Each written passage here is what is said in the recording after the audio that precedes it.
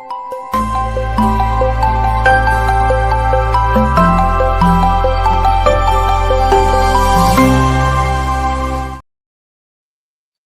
के सभी दर्शकों को मेरा नमस्कार। मेरा नाम है संदीप आर के सिंह और आज का जो मेरा विषय है एफसीआरए पर एक कानून आ रहा है। लोग इस महीनों से बात कर रहे हैं कि अब आया कि तब आया और मानसून सत्र में आएगा और हम देख रहे हैं कि अभी तक पेश हो नहीं रहा है।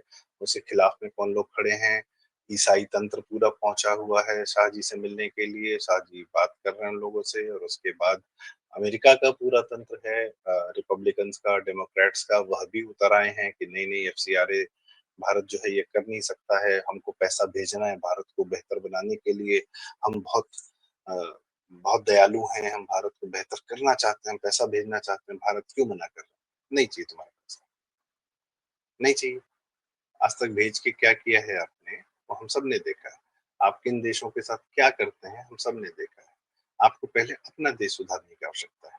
खैर, यह कानून आएगा, अपने अनुसार आएगा, सरकार अपने हिसाब से जब भी लाना होगा लाएगी, क्योंकि अभी जानकारी के लेवल पर बहुत लोग जो जो इस पर चर्चाएं कर रहे हैं, मुझे लगता है साल 2 साल पहले तो उनको एफसीआरए कानून के माध्यम से भारत को किस प्रकार से डिस्टर्ब किया जा रहा है, यह भी नहीं पता था मैक्सिमम लोगों को। यह कोई पोल प्रॉमिस नहीं था, भाजपा के घोषणा पत्र में नहीं था, पर यह कार्य किया जा रहा है जो भारत के सुधार के लिए है, भारत की बेहतरी के लिए है। क्या होता है एफसीआरए के माध्यम से? कांग्रेस सरकार ने यह 2010 में लागू किया था और इसमें क्या था कि बाहर से, विदेशों से यहाँ के एनजीओज पैसा डायरेक्टली ले सकते हैं। एक लाइसेंस होता है और उसमें कितना भी पैसा ले सकते हैं। किस कार्य के लिए? यहाँ के स्कूल्स, यहाँ के हॉस्पिटल्स या कुछ सेवा या इस प्रकार के बहाने बनाकर पैसा लेने के लिए। क्या करते हैं एक्चुअली उस पैसे का कोई हिसाब किताब नहीं था। कौन कितना पैसा पा रहा था इसका कोई हिसाब किताब नहीं था। हर आदमी, चाहे ब्यूरोक्रेट्स हों, चाहे उनके रिश्तेदार हों, चाहे वकील हों, चाहे जज साहब लोग हों, चाहे जज साहब के रिश्तेदार हों, चाहे पॉलिटिशियंस हों, चाहे मीडिया कर्मी हों, हर आदमी अपना एक एनजीओ बना के अब सीआरए का लाइसेंस लेके हजारों करोड़ रुपया, लाखों करोड़ रुपया ले रहा था, भारत में आ रहा था। करीब पूरे 10 साल में 2004 से 2014 के बीच में करीब-करीब 1 लाख शायद 2010 से पहले से भी ये कानून था बाहर से, लेकिन फिर सुधाएँ दी सोनिया गांधी ने। वैसे भी 2004 से 2014 के बीच में 1 लाख करोड़, 10 खरब से ज़्यादा रुपए भारत में आ चुके हैं। नक्सलाइट्स हमने देखा कहाँ से फंड होते थे।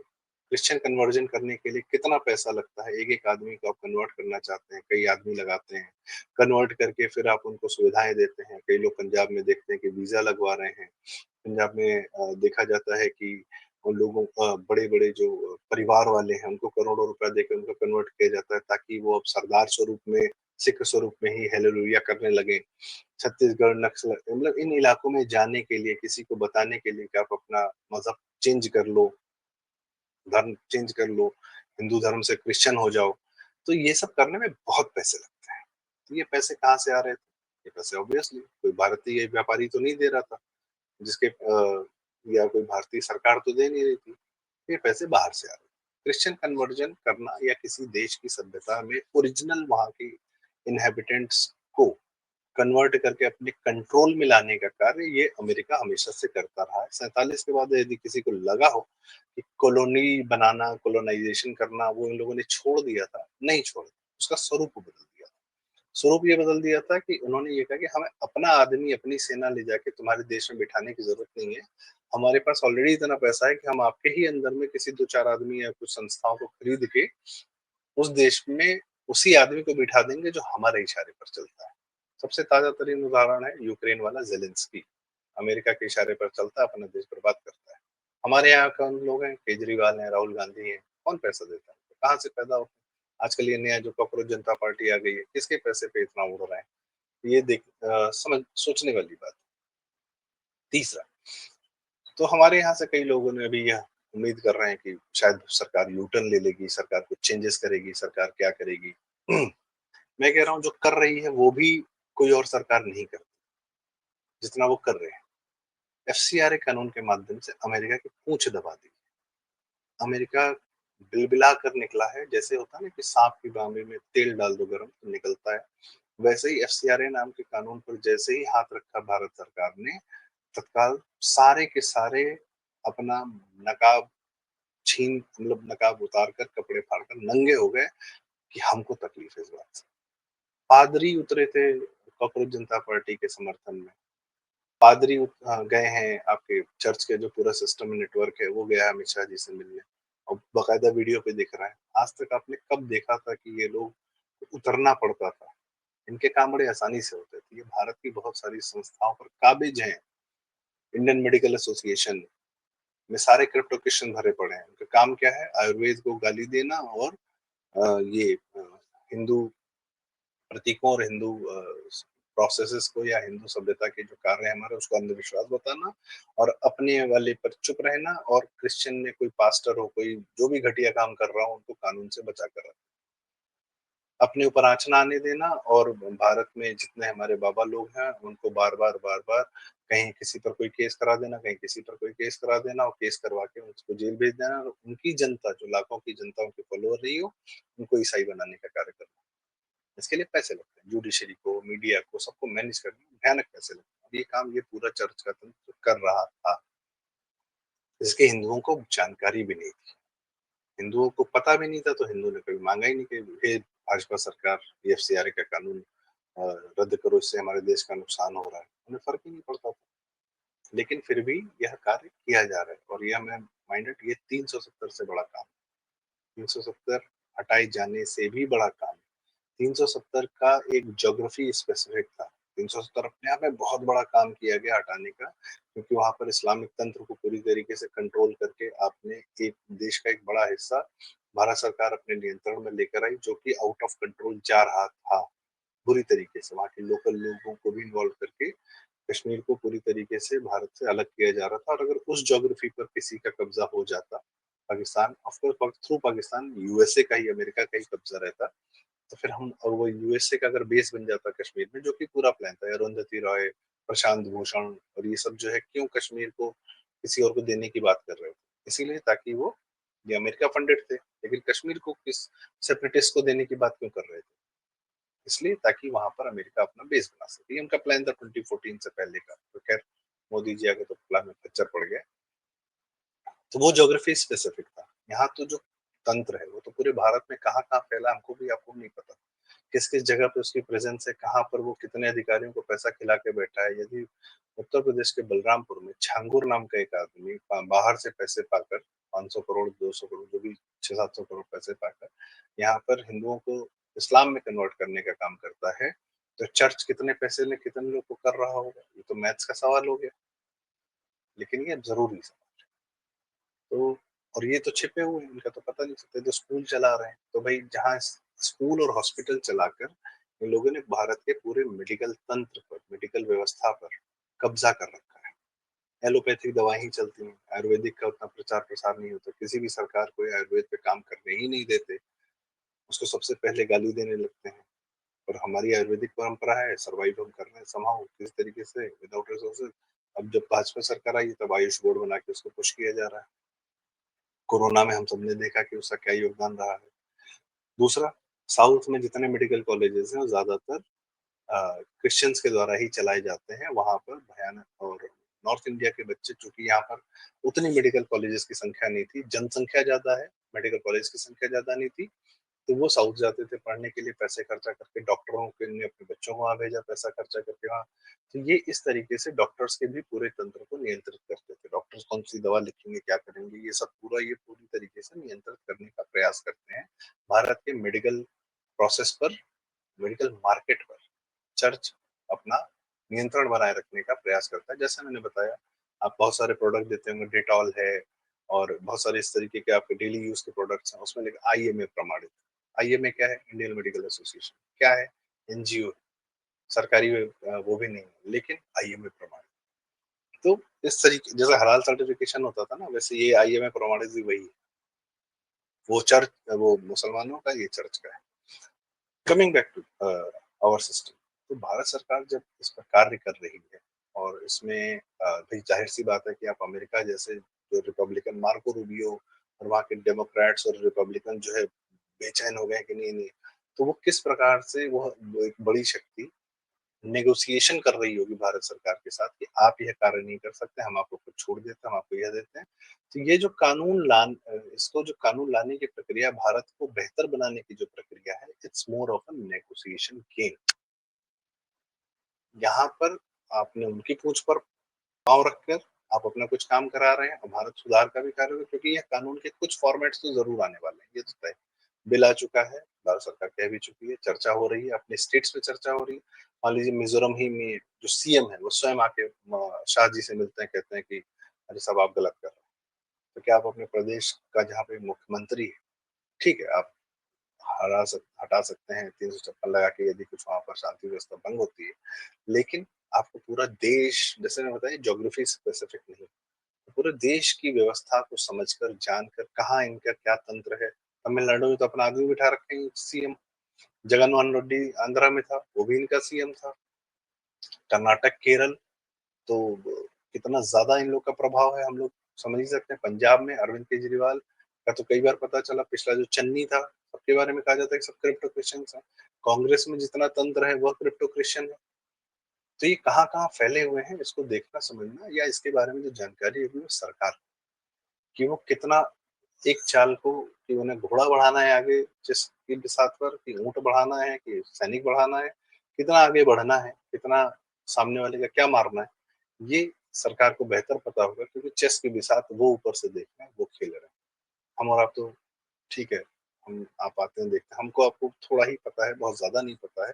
किसी को भी, किसी भी तंत्र को या मीडिया को या कोई भी यहाँ पे बैठ के जो विश्लेषण करते हैं, हर आदमी कहीं-कहीं से थोड़ी-थोड़ी जानकारी उठाकर उस हिस्से को उस हिस्से का विश्लेषण करने का प्रयास करता है। थोड़ा बहुत उसके माध्यम से हम सबको पता चलता रहता है, और सरकार को हो सकता है कि हमसे आपसे कहीं ज़्यादा जानकारी हो, एक्चुअली में कंडीशन क्या है और उसके हिसाब से क्या निर्णय लेना है। आप इथेनॉल भी ब्लेंडिंग कर रहे हैं, इथेनॉल पर अचानक से फंडिंग आ गई कि अरे इथेनॉल खराब है। भाई साहब, कांग्रेस ने 2007 में बोला था कि इथेनॉल ब्लेंडिंग होनी चाहिए, और 2015 या उसके बाद से भी बहुत सारी गाड़ियों में इथेनॉल पड़ रहा है, जो कि आज तक समस्याएं नहीं आई उतनी जितनी बताई जा रही है सोशल मीडिया के माध्यम से, क्योंकि फंडेड है प्रोग्राम।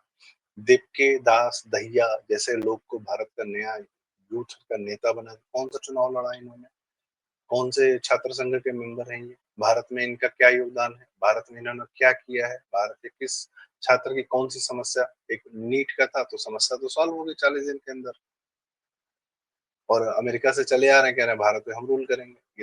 ये तो कॉलोनाइजेशन वाली ही प्रोसेस है ना, कि अपना एक आदमी भेज दिया, जाओ देश पे रूल करो। तो इनको फंड करने वाले कौन लोग हैं? मीडिया फंड, मीडिया ही इनको बड़ा बना रही है, जैसे केजरीवाल को बड़ा बनाया था, वैसे इनको बड़ा बना रही है। वो भी आके एक धरने पे बैठ गया था, वो नेता हो गया, वैसे ये भी धरने पे आके बैठ गए, तो खाए पिए इनका तो खाने पीने वाला धरना था, इस धरने पे मत खा पी रहे थे, इनको नेता बना दिया जा रहा है।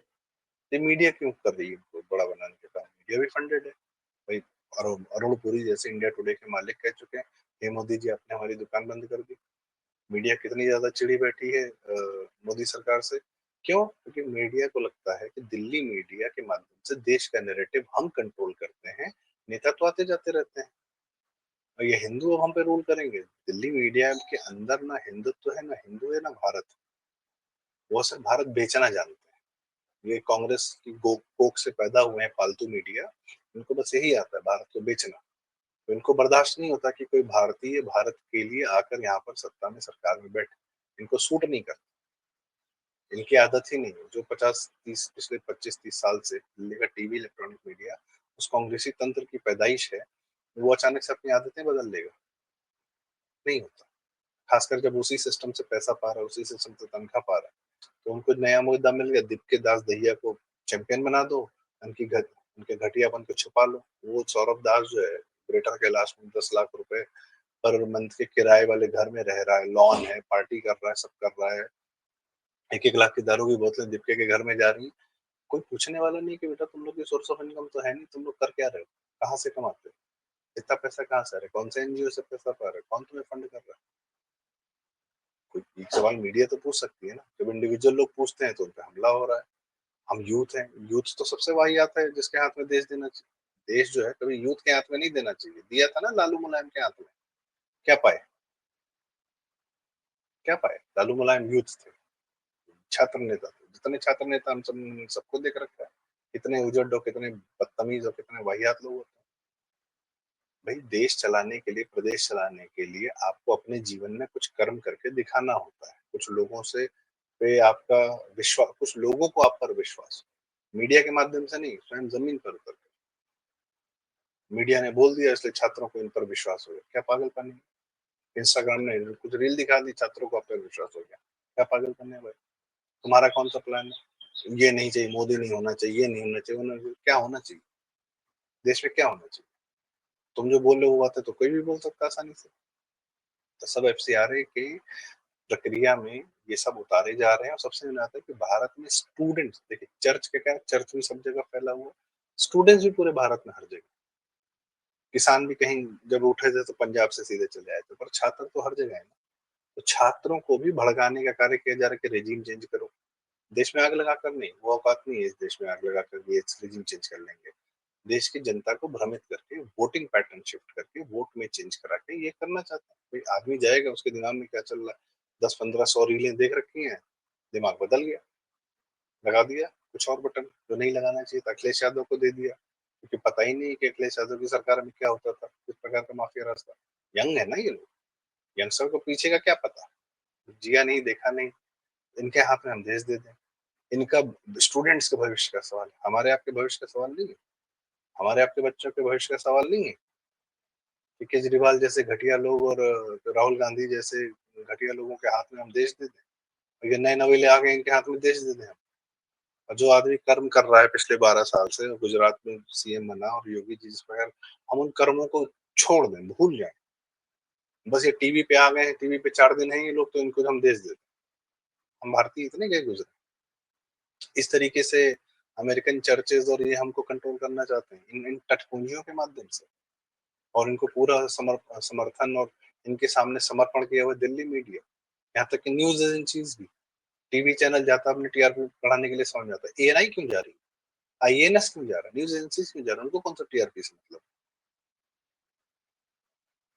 तो हम लोग पर भारत पर हज़ार साल से आक्रमण हो रहा है और ये आक्रमण रुके नहीं 47 के बाद, हमें नहीं। भारत को टुकड़े, टुकड़े, टुकड़े, टुकड़े करके नोचने की जो इनकी मंशा, इच्छा है क्रिश्चियंस की भी है, इस्लामिस्ट की भी है, कम्युनिस्टों की भी है। आजकल कम्युनिस्ट रशिया में नहीं है, सो कम्युनिस्ट पूरी दुनिया में फैले हुए हैं और ये अपना प्रयास सतत तरीके से करते रहते हैं। कॉन्स्टेंटिनोपल था, जो आज की डेट में इस्तांबुल कहलाता है टर्की का। 600 साल बाद इस्लामियों ने उसको गिराया और बाद में उस पे कब्ज़ा किया। हम पर आप ये लगातार लगे, उनका काम ही क्या है? सुबह उठे बस भारत को किसी तरीके से डिस्टर्ब करना है और कोई काम नहीं है। और अमेरिकन्स का ये हिसाब-किताब है कि भारत पे किसी तरह कंट्रोल करना है, अपने हिसाब से नियंत्रित करेंगे, चाइना जैसा नहीं बनने देंगे। ये बोल के गया ना यहाँ पे उसका एक बड़ा सांसद था कोई था, तुम हमको कंट्रोल क्यों करना चाहते हो? तुम्हारी इकोनॉमी हम पर कैसे डिपेंडेंट है? या तो तुम्हारी इकोनॉमी हमारी वजह से फलती-फूलती है, हमको कंट्रोल करने के वजह से। हम स्वतंत्र हो गए तो तुमको तुमको नियंत्रित क्यों करना है? हम किसी को जीने क्यों नहीं दे सकते? तुमको इराक को नियंत्रित करना है, इराक, लीबिया वगैरह अच्छे खासे देश थे, शांत पड़े हुए थे, जनता वहाँ साथ थी, बम मार के इस्लामिस्टों के हाथ में सौंप दिया। यही तुम भारत के साथ करना चाहते हो। भारत एक अच्छा हम आज हम फ़ोटो देखते रहे 1950 में तेहरान ऐसा था, 1950 के दशक में अफ़गानिस्तान, काबुल ऐसा था। क्या 2050 में या 2000 स 75 में हम भारत की ऐसी तस्वीरें देखेंगे? अरे! भारत बड़ा शानदार था, अब वहाँ पे सिर्फ़ इस्लामिस्ट और बुर्के वालियाँ घूम रहे हैं। हमें ये देखना है क्या? किसी भी देश में पैसा फंड करके उस देश को या तो इस्लामिक या क्रिश्चियन बनाने का कार्य अमेरिका करता रहा है, यही तो उसका स्ट्रगल है, यही उसकी आदत है और उसमें हाथ कौन लगाता है? केजरीवाल, राहुल गांधी, अखिलेश यादव, तेजस्वी यादव और ये दीपके दास दहिया और हमारी दिल्ली मीडिया के टाइप के लोग। क्रांति आएगी, रिवॉल्यूशन आएगा, स्टूडेंट आएँगे, जैसे यही लोग देश बनाएँगे। देश बिगाड़ने में हर देश को बर्बाद करने में इनका सबसे बड़ा योगदान रहता है। छात्र हो तो पढ़ो लिखो, काम करो, काम-धंधा करो, अपनी भी नौकरी करो, परिवार के लिए कुछ कार्य करो, कुछ कर लो, कुछ बढ़िया कर लो जीवन में, कुछ अपनी फील्ड में महारत हासिल कर लो, फिर आओ जनता का रिप्रेजेंटेशन करने। अपना जीवन बनाया नहीं है, दूसरों का बनाने चलो। तो हमको थोड़ा-सा ये समझने की आवश्यकता है कि एफसीआरए वगैरह जो हो रहा है, सरकार अपने हिसाब से कार्य कर रही है। हमको जो भी टीवी मीडिया में चल रहा है या यूट्यूब पे चल रहा है, कहीं भी लोगों के माध्यम से चल रहा है, उनसे प्रभावित होने की आवश्यकता नहीं है। पिछले 12 साल को देखिए, उसको याद करिए, अपने लिए क्या हुआ है उसको ध्यान रखिए और इस समय में जब मीडिया का प्रभाव ज़्यादा है, जब भ्रमित करने का पूरा प्रक्रिया चल रही है, अपना मन सँभालिए, अपने आप को मजबूत बनाए रखिए, सरकार भी मजबूत होकर ही निकलेगी इस प्रक्रिया से। इसके साथ आज की चर्चा का समापन और इसमें एक आखिरी बात, हर 2-3 दिन पे जो है मोदी जी का कमज़ोर हो गए हैं, आज यू टर्न ले रहे हैं। बंगाल जीत लिया था तो कमज़ोर नहीं थे, ऑपरेशन सिंदूर कर दिया तो कमज़ोर नहीं थे, लेकिन दिप्केदास दहिया आ गए तो कमज़ोर हो गए हैं। तो आज कमज़ोर हैं, कल मज़बूत हो जाएँगे। मतलब आज मज़बूत हैं, कल कमज़ोर थे, फिर कल कमज़ोर हो जाएँगे। ये जिसका ग्राफ ऐसे चल रहा है, जो ऐसे वीडियोज़ बना रहे हैं ऐसे। हर दिन का अपना नहीं पता होता कि कल क्या वीडियो बनेगा, खबर आ जाती है कुछ तो उसपे वीडियो बनने लगता है। ऐसे लोग डेली जो है मोदी जी का कमज़ोरी और ताकत नाप रहे हैं। अपना मानसिक अवस्था नहीं देख रहे हैं कि कैसे ऐसे उनका खुद का ग्राफ ऐसे ऊपर-नीचे हो रहा है। लेकिन सरकार की जो है ताकत और कमज़ोरी नाप रहे हैं कि आज कमज़ोर हैं, कल ताकतवर थे, आज फिर कमज़ोर हो गए, फिर ताकतवर हो गए। मतलब क्या पागलपन है! ऐसे लोगों से बचिए जिसका अपना मानसिक ग्राफ बहुत ऊपर-नीचे जा रहा है। इसी के साथ आज की चर्चा का समापन। कृपया वीडियो लाइक करें, शेयर करें, चैनल ज़रूर सब्सक्राइब करें। कमेंट्स में अपनी राय हमें ज़रूर बताएँ। बहुत धन्यवाद, नमस्कार, जय श्री राम।